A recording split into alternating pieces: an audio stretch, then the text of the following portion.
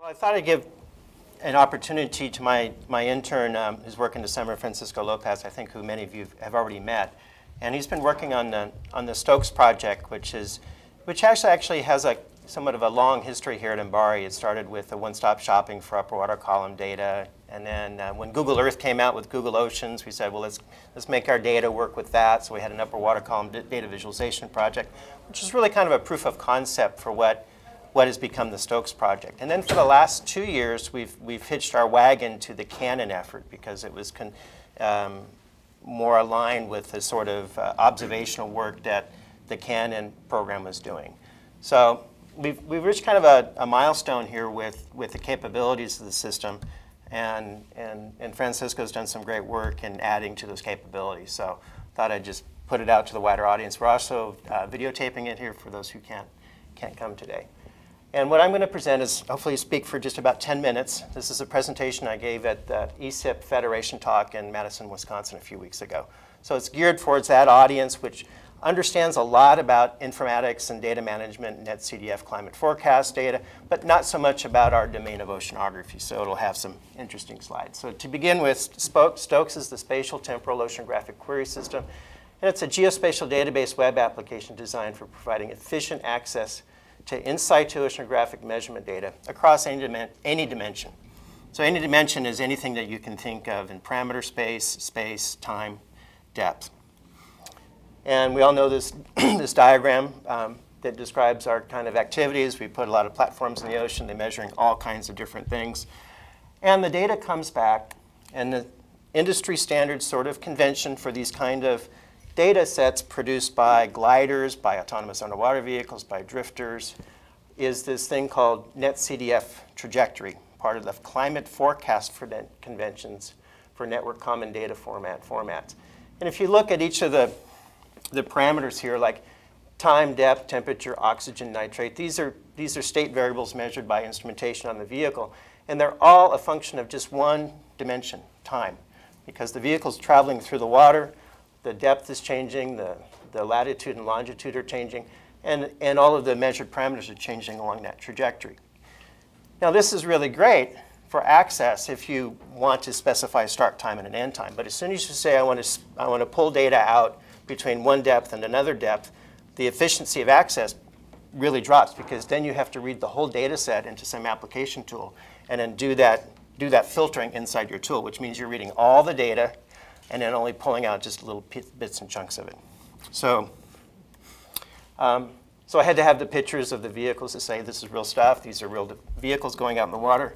I think we all know what these are. We've got research vessel Martin, Dorado with its gulper sampling system, and then the long-range AUV here with a picture of Tethys being deployed.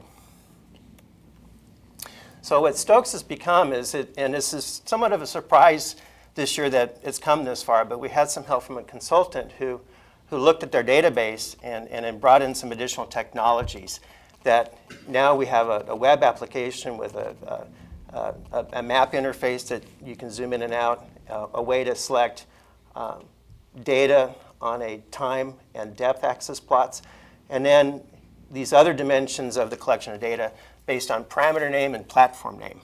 And this is a tool, and the common lingo of the day is called a faceted search system, where you see everything that's available in a data set, and then you filter by selecting things that you're interested in. And then the view instantly updates with the sections applied to what you've seen. So I will have a demo, hopefully that will work at the end here. But the architecture that makes that possible is displayed here in this diagram. It starts with a database underneath. We're using Postgres, the most powerful open source geospatial database there is, with the PostGIS extensions. There's a schema in here that has evolved. This schema started with the original feasibility project in 2009.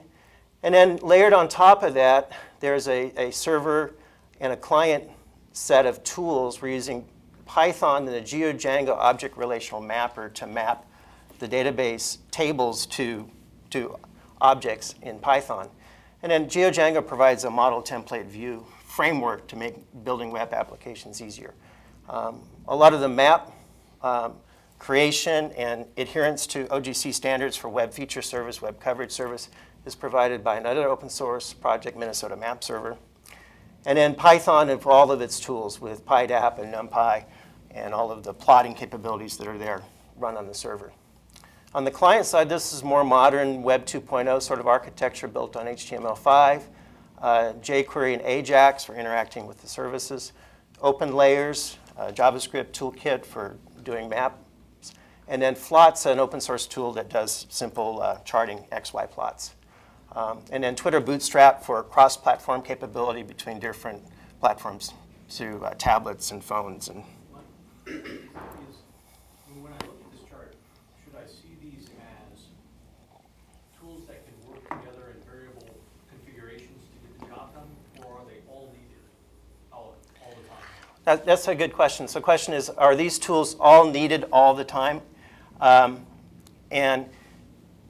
This talk was in a session called Frameworks for Data Visualization. So it was really a presentation of how we used all these different technologies that are floating around out there. And it was a presentation to say, here's what we built. Now, whether these are all required to use a system, they are not. So if you want to use the web app GUI, then you need to build these in. If you're interested in just working with Python and accessing the data, which is a very efficient way to do that, you can just work here on the server side. So did that answer your question? OK.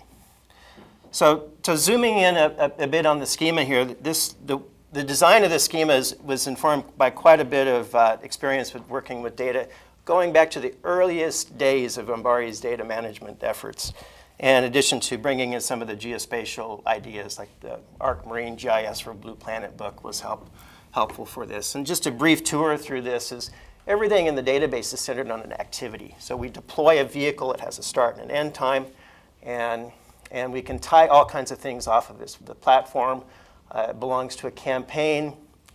And then as part of that activity, there's going to be a collection of time points. Those time points will have positions. And then the vehicle may measure any number of parameters. So parameters are stored in a table by row. So we're not constrained by having predefined parameter names. Any new instrument that we invent, the STOQS database can store it. And then the actual data values are stored in this table. There's a set of summary tables that when the data are loaded, we create the summary information so that the web interface has less data to deal with. This table here of measurement parameter can have 100 million records in it. So we don't want to read all those 100 million records and present on a web form.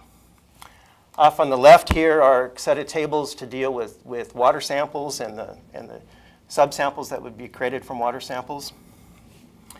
And then on the right, we have a way to group parameters, because we envision this being used for a lot of the molecular work that we do here.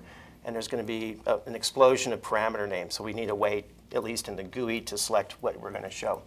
And then that provides a link to connect in with other vocabularies, thesauri, and this whole thing called the semantic web. OK, how am I doing on time here? 6 minutes, OK. So let me take a risk here and show the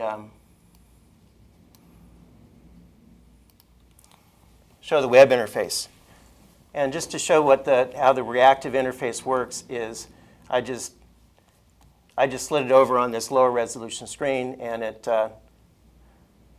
adjusted things. But if I go even smaller, like you're viewing it on a phone, it automatically adjusts and then displays things properly. So that's kind of a neat feature, and that's just, you get something like that for free with the Twitter Bootstrap, another free JavaScript library. So here's data from, and I'll just reload this page to show you how fast it reloads. This is running off of our ODSS-staging server inside our firewall. Here, this URL is live. And we're looking at several platforms from the most recent Canon experiment, the May experiment. So we have the Wave Glider, Dorado, the NPS Glider, the Senkus Glider, Daphne, and Tethys. So if we clicked on any one of these things, like we click on Wave Glider, it's going to zoom in on the map here because we've got that checked. And then it shows the depth and then the time series. This was just at the surface, but we can see it went from the middle of May to about the first week of June or so. And if we unselect it, everything updates. So this is the faceted search capability. So you can do that by platforms. We can select a parameter, and let's say temp. This is a variable name that Fred picked for the gliders that he provides data for, which includes the L662 glider and the NPS glider. So now we see that here, and then we see the track for the NPS glider. But something more interesting might be mass concentration of chlorophyll in seawater. So these are from the fluorometers that we run on the LRAUVs in Dorado. And if we select that, we can see that on the platforms that, let's see, that only Dorado, Daphne, and Tethys measured it. And there's the tracks, and there's the times. And then on the flat plot, we can zoom in. Just click and drag. You can zoom in on a section that you want. These little white circles are the locations where gulpers were fired. So we see those both in time and depth and on the map here. And then a lot of this, still work in progress, but this is clickable. You can actually get the bottle number for this, and if you click on it, the information in the sample and when we have the subsamples working would appear here, and you could get the data. So now let's say we want to compare mass concentration of chlorophyll with a satellite-sensed chlorophyll measurement, and we want to just get the data from the surface, but we don't. We could select just with the depth time plot a section here from the surface, and it's actually going out and querying the database now for those data. Now this is across multiple Dorado missions, multiple Tethys missions, multiple Daphne missions. Everything's accessed directly from the database by parameter name and by spatial temporal constraints. So now it's zoomed in and it showed us what we've got here. We're from from above the surface down to 2.32 meters. And we can say, well, it's presenting us a measure of how many approximate points there are because it's using the summary data. But if I check this button, it's actually going to go to the measured parameter table and count each specific row. It takes a little bit more time to do that because it's doing a table scan on that whole 100 million record table. But eventually it'll come back, and we can see how we can actually access the data. And right now we've got just a few ways to do it. We can get KML output for direct import into Google Earth. There's CSV. So it came back with 15,000 measurements. Well, I know that Google Earth crawls to a halt even on my fast machine with 15,000 records. So I'm going to probably refine my depth time query to get that number a little bit smaller. And probably your Excel would probably croak a little bit on that many points. So you have to think about what you're doing. And we also even provide the SQL if you're actually that nerdy and want to go straight to the database. So, but there's a great potential to add other formats here for the data. Since all the data is in the database, we can get the data from the database. Mike, can you edit that SQL that's right there and get it to respond? Well, what I would do is I would cut and paste this and put it into a PSQL prompt and edit it there. Because, when you go out, you said refine your search. Mm-hmm. Well, what if okay, my depth's too deep, I want to just change it slightly instead of having to drag and do it. Is there any way to just type in a number? Yeah, so the way this interface works right now is that the icon here will actually launch any application that you have that understands CSV, but you actually also see the URL here. And it's human readable, like if you wanted to copy and paste this into a script and you wanted to just change the number there, you can change it from -1.7 to 0 or whatever you want. So you can cut and paste this URL and use it wherever you want to get the data. But I'm saying in this application, can you do that? Edit that? Yeah. No. I was just telling you, it's translating what you've selected on your queries. Like if I say, well, I've selected mass concentration of chlorophyll, but I only want to see it from Dorado. So now they've added that faceted to the search, and it's going to add that to this query live. So these things are paired. Everything's paired here. The view of the data, your selection on the faceted search, and the data access is all linked together. Right? So if you wanted to change that, you can just copy and paste it into an editor and change it. That's what it's designed for. Same with the URLs for the KML and the CSV. I think that was one of the requirements that came out of the Canon effort, is that the people who use MATLAB say they want to, you know, these web interfaces are nice, but give us the ability to access the data directly from our scripts. Okay. Any other questions? Okay. So actually, I guess I do have a question there. So for MATLAB, to get access to it, how would you? That's for Francisco to tell you all about. Okay, so I had just 10 minutes, and is my time up? Maybe. This is a video I showed that we prepared for them from the biospace experiment. It's kind of hard to see all the detail here, but this is the event where the Martin went out, detected a high chlorophyll plume just north of Monterey Bay, and it's playing back as our viewpoint's moving. But these are data that were actually retrieved from STOQS and played back in Google Earth. Everything that if you click on the Google Earth, every data point has a timestamp on it, so you can use the time widget control in Google Earth to explore the data and make that work. And so that the interesting thing here was it was kind of a coordinated autonomous underwater vehicle event where Tethys also observed that high chlorophyll patch, and then we sent commands to the Dorada vehicle, and it went to where Tethys was seeing it to. So very complicated sort of structure that sometimes looking at it in 3D with moving and time may help. I don't know. May hurt. It's all kind of confusing. We also made a movie of the, if I can show this here, of last May's Canon experiment, and this time we brought in the satellite data from the UCSC satellite data, all generated with the same color map. So since we have access directly to the data, we can build the color values from the data, and there's those little boxes on the KML output where you can select the limits and match that to whatever web tool that you've used to bring the satellite data in. So there's actually some interesting things in here to look at, where the measurements actually agree pretty well between the remote sensing and the wave glider right then. But then there's other times where they don't agree, and maybe that's the interesting things we need to look at. So.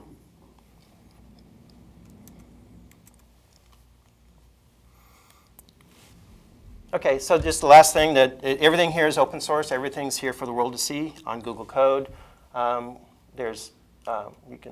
You can get all the source code. The goal of mine at the conference was to expose this, try to encourage more developers to join in the project, because there's applicability, I think, across the board for any kind of trajectory data. There's a lot of sites setting up glider facilities, and I think it's a useful way to access data. So with that, I will invite Francisco to come up.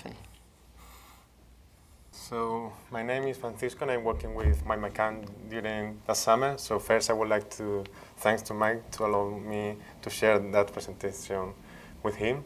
And I'm going to explain the toolbox that I have developed during my internship to allow the user to access to STOQS from MATLAB. So first, when we are working with in situ measurement, we usually find that kind of question: where are the data? In a folder in our computer, in a server, I don't know who have, where, what format are there, some Netcdf, another ASCII, another an Excel table. How could I query them for our desire? How many data we have? So for example, for the Canyon campaign, for each campaign we have about 80 million of data. So there are 4 campaigns. We have 360 million of data.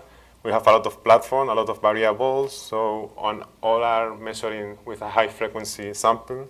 So sometimes when we want to find our data, we can feel like we are playing where is Waldo, where are my data? I don't know how to find them. So that's a crazy thing. So that is STOQS helps us to manage all the information and make the query data easily. Has explained Mike, we can query with the campaign name, the platform name, or whatever. So why we wanted to have a MATLAB stock toolbox, that's the name of the toolbox, STOQS toolbox, because we wanted to make a lot of different queries, perhaps a not so friendly way, but it's more efficiently. And we have, our goal is to have in the same workplace all the data from OpenDAV, in situ measurements, local files, or whatever the user wants. The reason to use MATLAB is that we want that a lot of people use it, so we have chosen a well-known and widely used software as MATLAB. And that is done because STOQS have the capability to give a JSON and CSV response to our queries, so we can make easily queries to them. And our goal is not to build a very big program, is to make a small tool that the user can use in the way that they prefer, so the user is the one who builds out the final tool. For example, this is some of the tools that we have to query for a parameter, for a campaign, or something more functions. And now I'm going to show in MATLAB how, okay, it's there.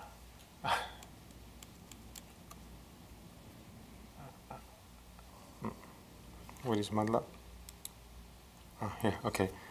So with that function, we have the name of the STOQS server that we want to query, for example.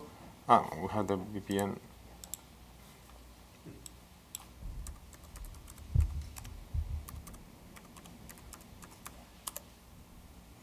Okay. So if we run it, we get from the STOQS server all the information of all the campaigns available, the date, the platform that have each of the campaigns, and the parameters that have measured. So that's just an example of the interaction between MATLAB and STOQS.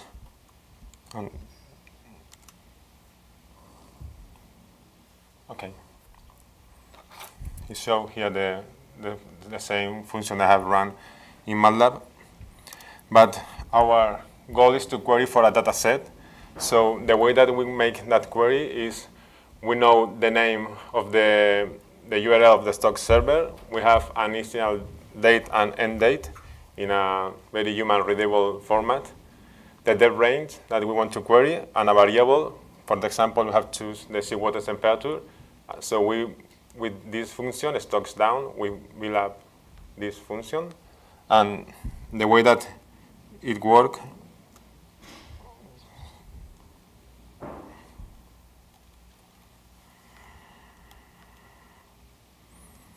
that's the date, the depth that I want to, the range depth that I want to use, the variable. So if I run it, it first connects to STOQS. Now it's searching for all my query in all the STOQS server for the data that I want to use. Then tell me that he have download 1,200 data from my query. So now in MATLAB we have that variable that I have chose here. That is a structure. So for each measurement we know the platform name, the time, longitude, latitude, the depth, and the variable value in MATLAB. So is to show. That's the same, the data they have downloaded is a plot. We have the depth, which show between 1 and 4. The time, we have selected these hours and the variable, and we saw all the up and down of all the platform who has measured seawater temperature. So we used to query for all the platform. We want to get the variable. I don't care if it has been measured by one or another one. I have plotted all the platform that have measured seawater temperature. So,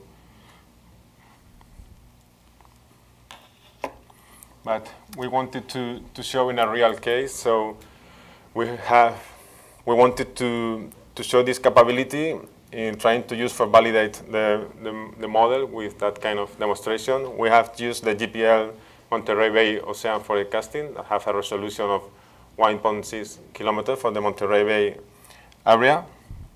So thanks to OpenDAP and NC Toolbox, it's very easy the part to access to the model, so I'm going to move on the STOQS side.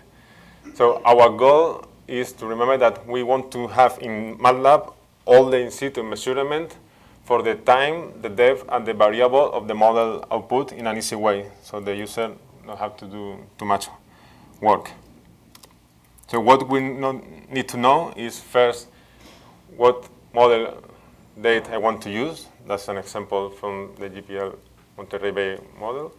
The depth range, so we can query about 5 meters. We have a range of -1 or +1 meters up and down of this depth.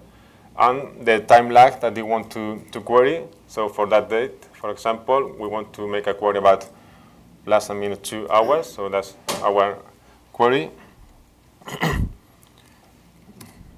So to explain very quickly how it's done, first I connect to the open server, get the date from the model. Then for that date, with our time range, we make the query for stock for the date. In the model, we have a lot of depths, so we found the nearest one to the depth that I have chose. For example, 5 meters, that is the example. Then download the model data and make the query to stock for the depth range that I have chosen.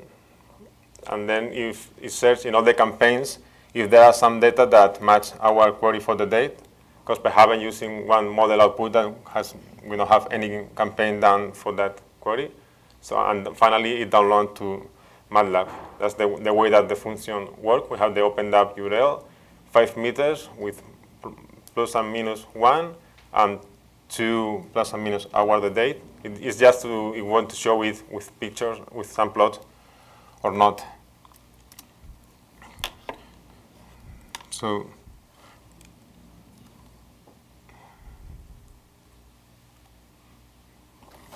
that's the query, the same query that we have. So if we run it, it connects first to OpenDAP to get the model lab data and build up the query. And finally, we have here, that's the model output. And if we zoom in here, that's all the points that match our query from STOQS, the in situ measurement for temperature.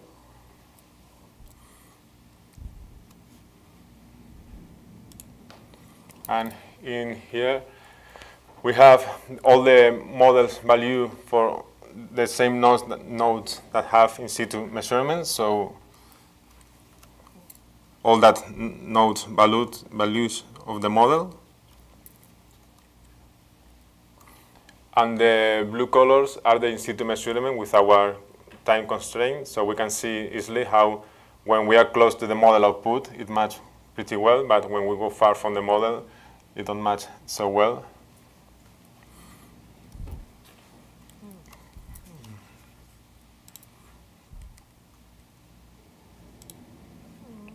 MATLAB has crashed.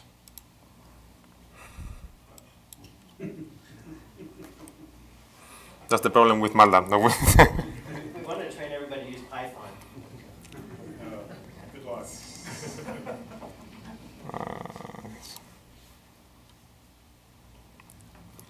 Okay, well.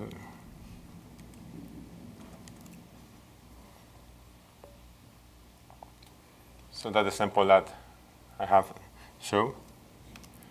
So to go at a more complex query, for example, we can make the same query for different layers of the model output in a, what is it?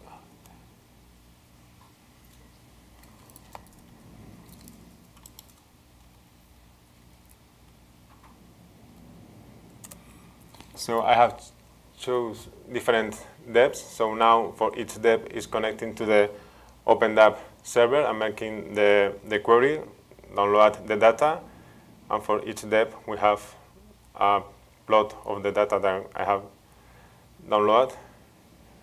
This is 5 meters, 15 meters. So if 30 meters of depth, finally we will get 40. But I will show the one that is on the slide because it's more nice, that one. It's the same output, but so just as an example, but the first layers, the model match pretty well, but when we go deepest, it seems that the model don't match so well with the in situ measurement. So that kind of query we can make very easy. And the last one, that is the more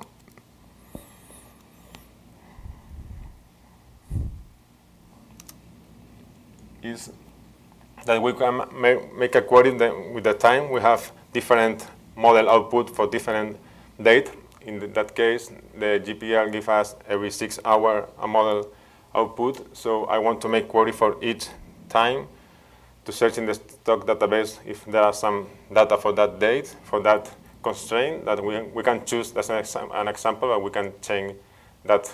But because as Mike said, we must think about what I'm asking for, because if we make a very long query, perhaps it can take 1 million of data, so we can wait a lot. So I'm having a little bit of difficulty understanding. I can see this is sort of as a function of time, and there's a whole set of red measurements there, which are model output. Are those all in the same location, or? No, every dot is different location because we have a time constraint. The platform is moving, so it goes across different nodes of the model. So we show all the nodes that the platform has crossed. So you've buried the latitude and longitude part of the query so that you don't actually see that. sorry, I don't know. In other words, Oh. the spatial stuff, you don't see that. You're just that part Yeah, is it's taken just out. a way to show. That's hidden. Finally, the user is the one who must know what kind of query they want to do with the data. It's just so. For example, for the canon, we can look how first it makes the query for that date. It found 48 data for that date, and for each date, it's changing the number of data because the platform, I don't know what doing, so it's changing with the time. So if we think of the work that for a user with this, without the stocks and with this tool, could have to make, for example, this query, it will take a lot of time for each date. The model start to look for all the data set, for the variable, for the depth, for the time. Probably will be something that they will not do because it's a very hard. And then we have the same plot.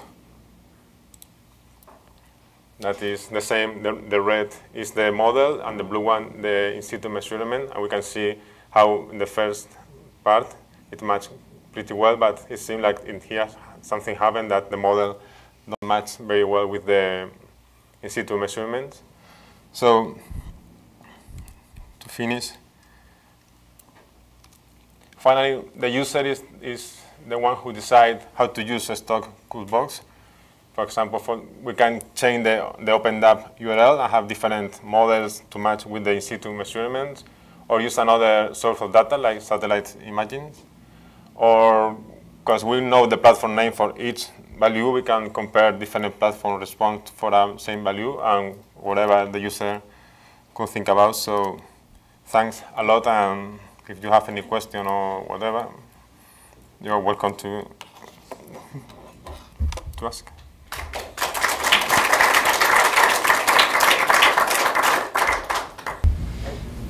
So the reason why we have this kind of odd time for a project update is Francisco has only 2 weeks left on his internship before he gives his presentation. So we wanted to present what we've done so far and invite those who want to actually try to use the toolbox to actually do what he demonstrated here for your work that's interesting to you, and then give him some feedback, because that'll make his report that much more solid to actually have some feedback like that. Can we have access to like some of those demo scripts? We were showing everything that, yeah. I mean, Yes. there's obviously code hidden behind when he types in that line. Yeah, we can show. Yeah.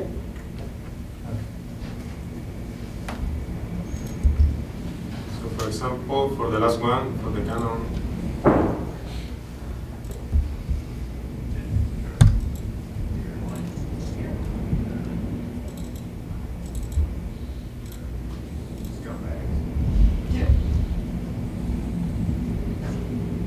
So here I will add my query. I can change if I write another date, okay, and on my query, that just for instance the values. So here is the loop that I really all that part is just to plot, to have the values or to make finally the nice plot. So the query that I do is that one. That for each date or for each date, I put here the URL of the OpenDAP server, the date that I want to get, the range, the time, and that function it alone search for that date in the STOQS server if there's some kind of data available. For the date, it search in the OpenDAP for the layer nearest to the one that the user wants to use. And then with the time range, it look for in stock for the time range that it wants. So I find it serious because I don't want to make any plot. I want to get the data and work in MATLAB. In that way, to put all together and then finally make all the time and value plot. But really the hard part is that one. That is, because I think that it really is simple to get the data. I would like to write some README and some more documentation of the program. So do you have some documentation of the STOQS part of your API, or what the MATLAB looks like that's actually querying STOQS?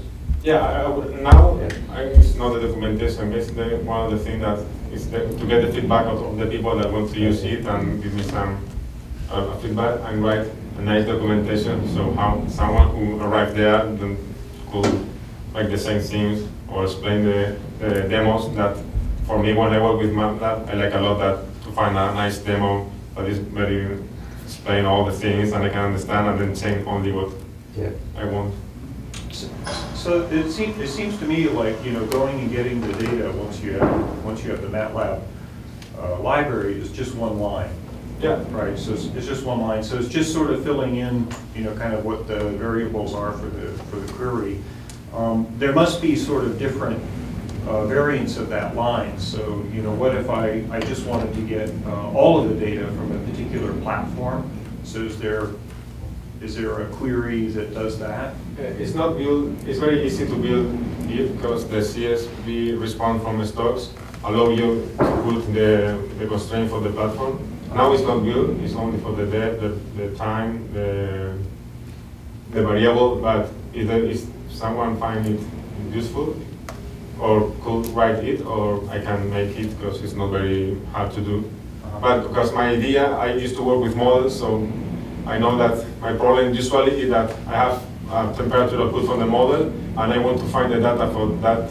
And for me, it's every time so hard to find. And when I arrived here, I found there was so many data. So, oh my God, in here I don't know how they make it, because I work with a little data set, and for me it's something crazy. So here, so my goal was that kind of thing, that I have my output of the model, and I go, okay, I want to check if it's working properly with the institute data, and with a line, get that.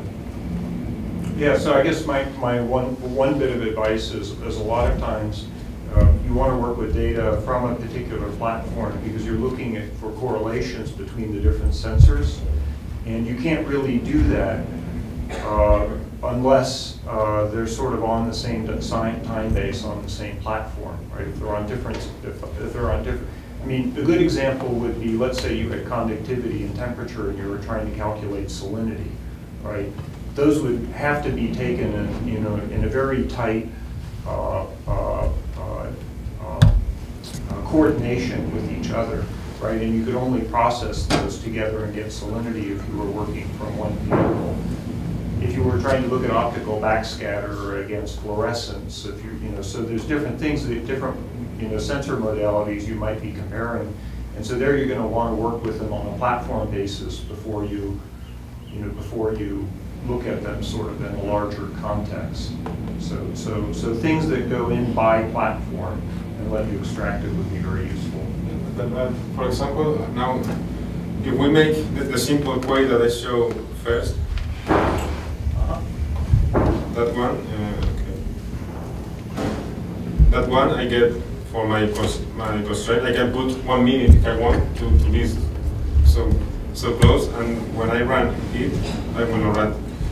When I get that one, the platform is, we have all the value for sequence temperature for all the platform. I have the platform name, so then you can work in the way that, because you have all the information in MATLAB, and then if you want to make some unique command to separate for each platform or whatever, can work.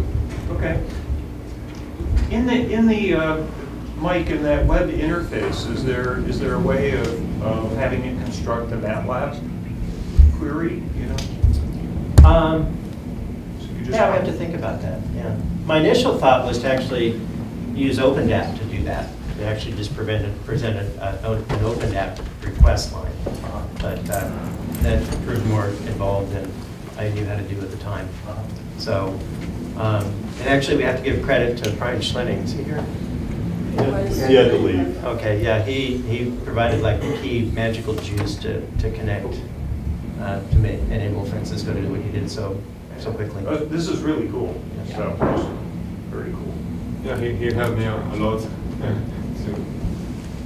So Mike, did you say you're going to put the scripts and the toolbox in a place that people can? Yeah, everything's inside the Mercurial repository on Google Code, but I think to make it, but not everybody needs the whole STOQS, all the software, all the Django and the jQuery and everything, because that's, if you clone the repository, that's what you get, in addition to the STOQS toolbox. So I think what we'll probably do is we'll make a zip file of just the MATLAB STOQS toolbox part and put that. We can put it up on your Google Code site? Yeah, it'll be in Google Code. Okay. Just like NC Toolbox, there's a zip Great. file to get NC Toolbox that way. So it's meant to be a a paired tool. You'd have if you've got NC Toolbox and you got STOQS Toolbox, you're enabled. You can get remote sensing data, you can get model data, you can get in situ data, and bring it all into your MATLAB workspace. Thanks a lot. Yeah, thank you.